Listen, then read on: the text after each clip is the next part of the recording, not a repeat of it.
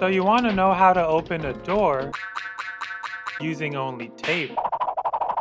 Wow. Wait, why? All you need is a door and some tape. Ouch. Check this out. Sorry, I can't get the, I'll be right back.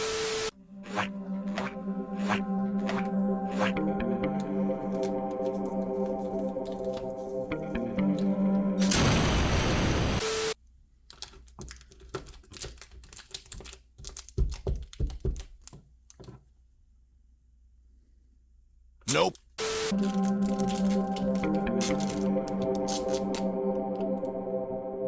Nope.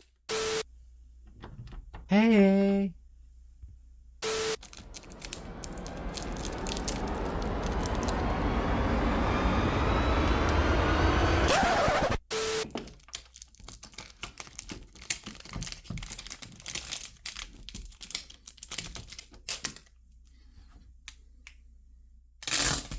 Whoa!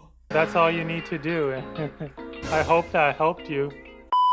Tune in next time where I show you how to open a can using only a small piece of shit.